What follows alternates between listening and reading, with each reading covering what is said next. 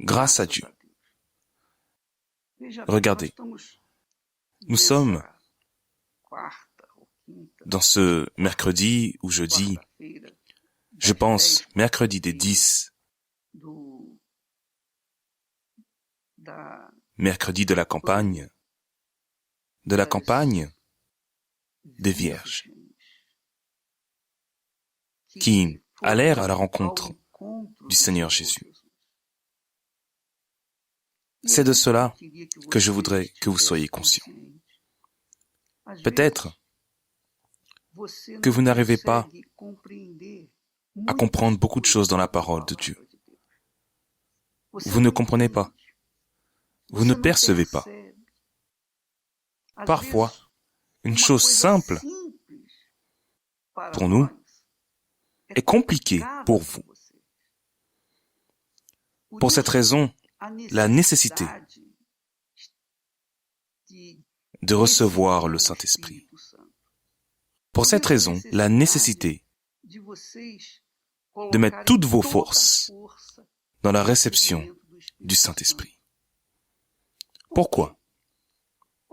Parce que malgré qu'Abraham soit sorti de sa terre, qu'il ait sacrifié ses propriétés, sa parenté, et même la maison de son père, au-delà d'avoir abandonné ses traditions religieuses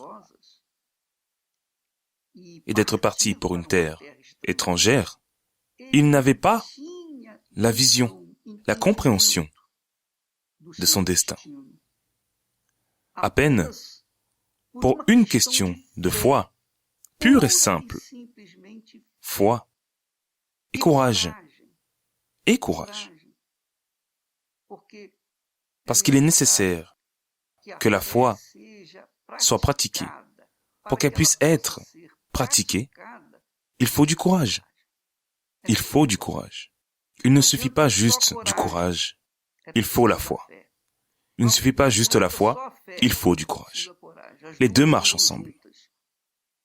Alors Abraham est sorti de sa terre. Il n'a eu aucun signal de Dieu.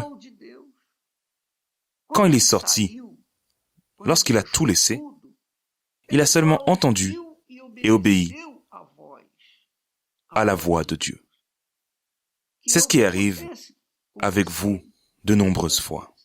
Vous entendez la voix, c'est-à-dire la parole de Dieu. Vous avez, d'une certaine manière, obéi, mais de la même façon qu'Abraham, Abraham n'avait pas encore le Saint-Esprit, n'avait pas encore été baptisé du Saint-Esprit, parce que le Saint-Esprit n'avait pas encore été envoyé. Malgré qu'il n'avait pas le sceau du Saint-Esprit, certainement, mes amis, l'esprit de la foi qui était en lui, l'esprit qui lui a donné courage pour donner les premiers pas avec Dieu, dans l'obéissance à sa parole, furent suffisants pour qu'il soit le grand Abraham, l'ami de Dieu. C'est ce qui arrive également avec nous. Je me souviens que j'avais entendu parler du Seigneur Jésus, de sa parole, mais j'avais vu des miracles. J'avais vu des miracles. Je ne pourrais pas dire que, comme Abraham, je n'ai pas vu des miracles. Non, j'ai vu des miracles. Abraham n'a rien vu. Abraham a seulement entendu la voix de Dieu, mais n'a rien vu. Alors, je me souviens que durant beaucoup de temps, je suis resté à l'église, beaucoup de temps, je dirais plus d'1 an, acceptant Jésus, donnant ma vie à Jésus. Toutes les fois où le pasteur disait « Qui veut donner sa vie à Jésus ?» Venez devant, ou levez la main. Et je me levais, je me mettais debout, et je me donnais à Jésus. Mais ces nombreuses remises à Jésus étaient seulement là, quand j'étais dans la réunion. Seulement là, parce que, en dehors, je vivais ma vie selon ma volonté. Alors beaucoup de fois, la personne se trompe, se convainc à cause d'un esprit trompeur qui ne la laisse pas comprendre la parole de Dieu. Mais la foi, mes amis, la foi, la croyance que Dieu requiert de nous est une croyance inconditionnelle, indépendamment des signes, indépendamment des miracles, indépendamment de quoi que ce soit. La personne qui croit, elle obéit. Et qui fait la personne croire? C'est le Saint-Esprit. Même si elle ne l'a pas encore, le Saint-Esprit, même si elle ne l'a pas encore, le baptême du Saint-Esprit, le Saint-Esprit lui prête la foi afin qu'elle croie et qu'elle ait le courage pour obéir. Alors, nous ne pouvons pas revendiquer de Dieu: ah, je n'ai pas eu l'opportunité, je n'ai pas eu de chance. Il y a eu une révélation pour un tel, un autre. Pour moi, non. Quand la personne arrive à ce stade de la foi, qu'elle obéit, indépendamment des signes, c'est le Saint-Esprit qui agit à l'intérieur d'elle. C'est évident, c'est évident. Et si elle maintient sa foi, si elle maintient son comportement, son attitude, son courage, si elle se maintient dans la foi, persévérante, c'est évident que le Saint-Esprit va venir sur elle, va remplir sa vie, va faire d'elle une source. Assurément, cela va arriver. Vous pouvez voir par exemple, dans la parabole que Jésus a dit sur les 10 vierges, 5 étaient sages, 5 étaient insensées, folles, ignorantes. Les 5 sages, nous le savons tous, au-delà de leur lampe, ont pris l'huile. Elles ont apporté de l'huile. Elles se sont maintenues dans la foi parce qu'elles ont apporté de l'huile avec elles.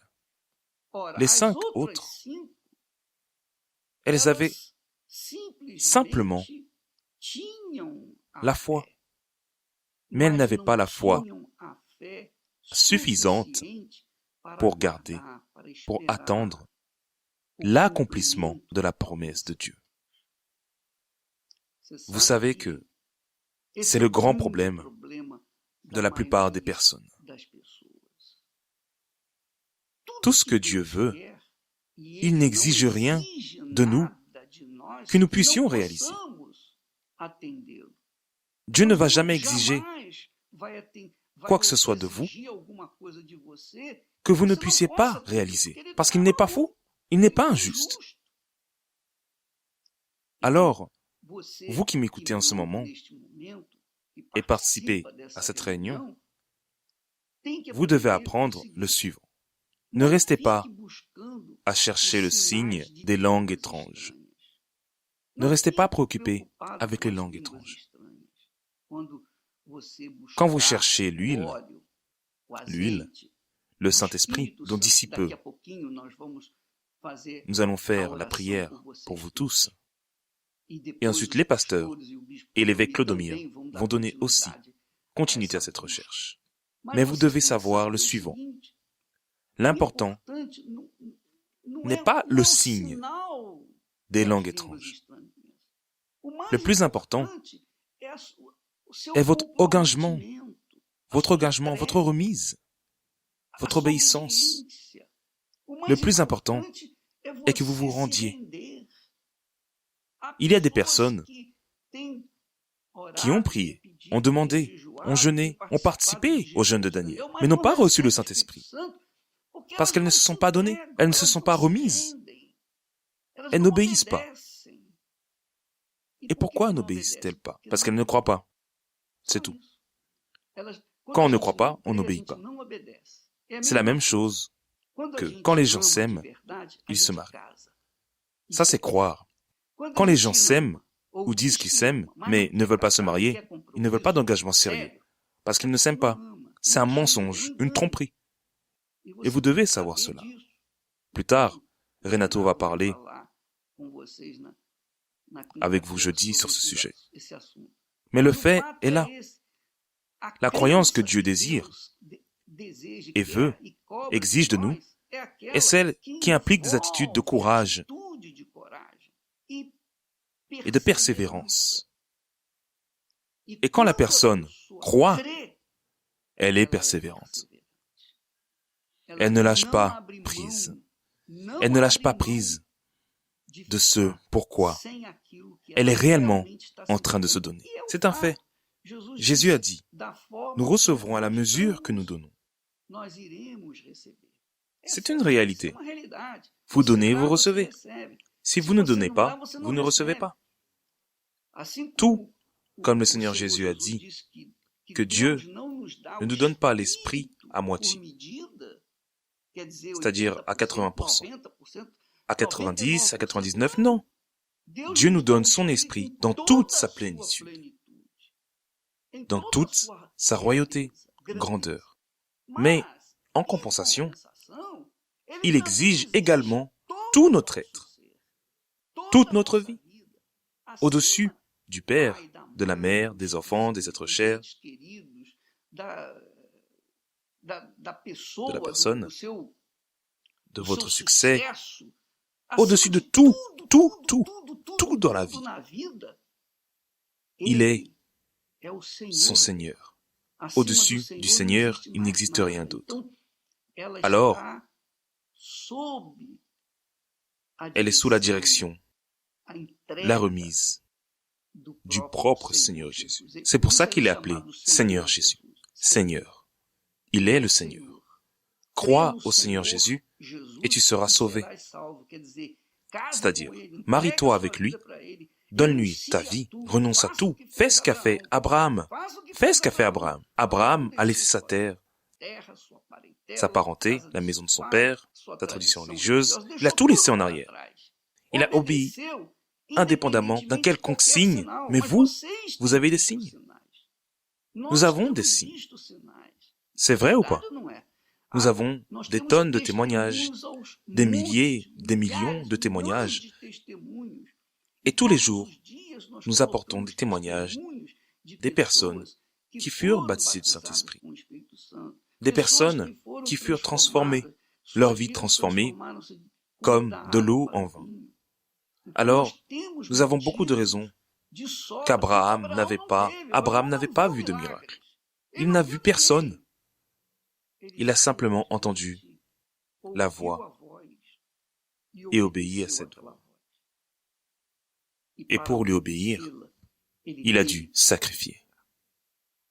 Pour que cette obéissance, ce sacrifice dans son obéissance, prouvait sa foi.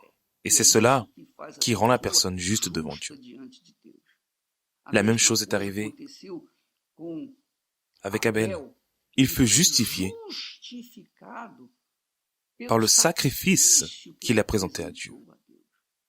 Tandis que son frère a présenté un sacrifice, oui, mais pas le meilleur. Ce ne fut pas un sacrifice tel que celui de son frère. Donc, de la même façon que Caïn est resté en arrière, les 5 vierges folles sont restées en arrière, beaucoup malheureusement, beaucoup de personnes sont restées en arrière. Mais ce n'est pas de la faute de Dieu, non. Ce n'est pas de la faute du pasteur, ce n'est pas de la faute de l'Église, non. C'est exclusivement de leur faute. Parce qu'elles ne se sont pas données, elles n'ont pas cru véritablement. Mais je crois, non, vous ne croyez pas. Jusque-là, vous n'avez pas cru. Parce que la croyance au Seigneur Jésus vous donne le droit de recevoir le Saint-Esprit. Vous donne le droit, vous devez recevoir le Saint-Esprit. Comme je l'ai dit, ce n'est pas une option. C'est une obligation. Vous devez recevoir le Saint-Esprit. Jésus l'a dit dans sa parole aux disciples. Restez dans la ville jusqu'à ce que vous soyez revêtus de la puissance d'en haut. Alors, c'est une obligation de recevoir le Saint-Esprit. Pour que, par-dessus tout, pour que vous puissiez comprendre les Écritures. Parce que c'est le Saint-Esprit qui ouvre notre compréhension et nous empêche de rester soumis au cœur, à la voix du cœur, à la voix de l'émotion. Il ne nous laisse pas soumis à d'autres voix, si ce n'est à la voix de la conscience dont lui-même prend soin, qu'il parvient à contrôler lorsqu'il vient à habiter dans la personne. C'est pour cela que Jésus a dit, « Quand je m'en irai, je ne vous laisserai pas orphelins. Je ne vous laisserai pas orphelins. » D'aucune façon. Hier encore, j'étais en train de dire à la radio que si Dieu arrivait devant moi et disait, « Écoute mon fils, je vais t'enlever demain. Qu'est-ce que tu veux laisser à tes enfants? Quel bien, bénéfice souhaiterais-tu leur laisser? La dernière chose que tu voudrais laisser, la chose la plus importante pour tes enfants, je veux qu'ils reçoivent le Saint-Esprit. C'est le plus grand don, le plus grand héritage. Et vous y avez droit. Vous y avez droit. Mais ça dépend de votre remise complète, totale et stricte. Vous croyez en cela? Vous croyez maintenant? Vous croyez que vous avez mis le Seigneur Jésus au-dessus de votre mère, de votre père, de vos enfants, de votre petite amie, votre fiancé, de votre profession? Que vous avez mis le Seigneur Jésus en première place avant votre propre vie, votre réputation, tout? Vous devez tout laisser en arrière. C'est la réalité. C'est tout ou rien. Pardonnez-moi l'expression, mais c'est une réalité. Si vous voulez être une source telle que fut Abraham et être appelé ami de Dieu, alors, mes amis, c'est tout. C'est tout. Il doit être le premier dans votre vie. Vous devez le prioriser. Si vous souhaitez faire cela maintenant, dès à présent, je vais commencer à prier pour vous. Les autres pasteurs, évêques vont le faire, vont donner une continuité. Dès que je termine ma prière, ils vont continuer à prier pour vous. Allons insister, allons frapper, allons clamer à Dieu maintenant. Venez devant, vous qui désirez recevoir le Saint-Esprit. Mais d'abord, apportez votre vie. Apportez votre vie. Donnez votre cœur. Apportez votre cœur sur l'autel. Tout, pour que vous puissiez recevoir la promesse de Jésus. Grâce à Dieu.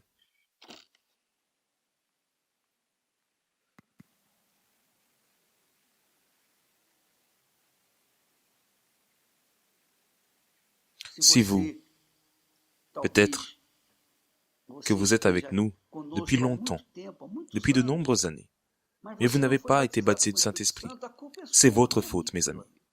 Désolé, vous ne vous êtes pas remis, parce que de la façon dont vous vous donnez, vous recevez.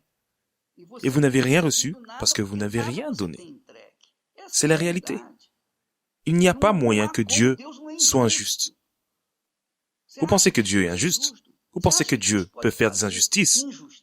Non, je ne crois pas. Je ne crois pas. Vous avez un droit, votre privilège, mais vous devez vous donner. Vous devez lâcher prise du premier amour pour votre fille, votre fils, votre petit-fils, votre petite-fille, votre réputation, votre profession. En première place, il doit y avoir Jésus. Si vous faites de lui le premier, alors il fera aussi de vous la première et le premier.